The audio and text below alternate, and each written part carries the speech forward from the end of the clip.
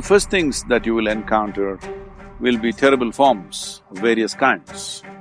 This, if you as much as, find a little jerk in your system, then you will die vomiting blood.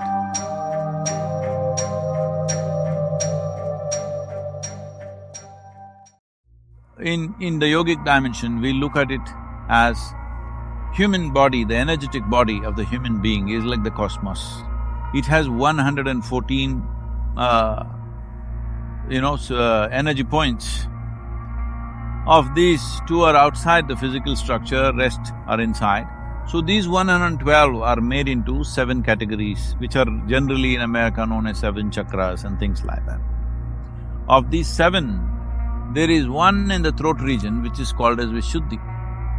I would say for 99% of the people, this Vishuddhi remains in the seed form, it never sprouts.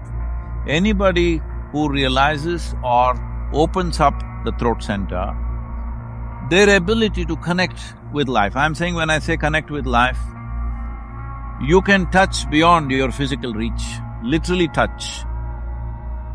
So, this dimension of life is very, very rare. There are various centers in the world which activates different dimensions, but the throat center being this powerful is hardly 2-3 places in the entire globe, I'm telling you. This dimension, we call Vishuddhi, is one dimension which in the throat center needs maximum amount of skill and capability to evolve. What I saw, I was there on the full moon night in Mato, it was explosive dimension of Vishuddhi or the throat center. Anybody who has done any kind of a little bit of search with that energy around would naturally become an exploration of mysticism is very natural. So this going around Mato in an anti-clockwise or a pradakshina as we call it, in the northern hemisphere it has a certain impact, and the reason why any powerful space we say don't go anti-clockwise is, you may access power, but the question is, will you be able to handle it?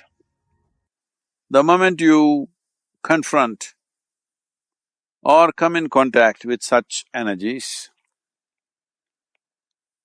you must be of a certain stability. A certain level of anchoring should be there. Otherwise, the first things that you will encounter will be terrible forms of various kinds.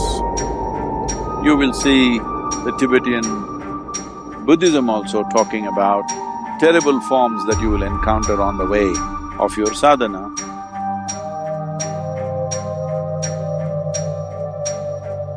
And also, the Indian tantric sciences also talking about terrible forms that you will encounter and how you need to go through this without flinching a bit.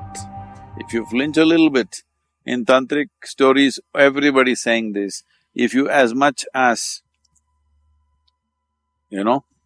find a little jerk in your system, then you will die vomiting blood. That's always the threat, that if you see some terrible form like Chinnamasta and if you flinch, you will die vomiting blood. This is a regular story that goes. So, this going around, the Vishuddhi energy, which has been symbolized as Shiva's throat, symbolized as poison gathered, and if it turns the wrong way, vomiting blood could be a natural outcome. I don't know if there is lore and stories in Native American culture of talking about such things, of failed medicine men who went out to acquire something and they will die vomiting blood because Vishuddhi is in the throat. If it goes wrong, that's how it is. And Shiva is a blue-throated one because all the poison is here. Poison or venom should not be misunderstood as only life-taking. A snake or other venomous creatures carry venom in them because that is the basis of their life, their food, their survival, their existence. It is just that some other creature is not able to handle it, that's all it is. So going anti-clockwise and occult practices are always connected.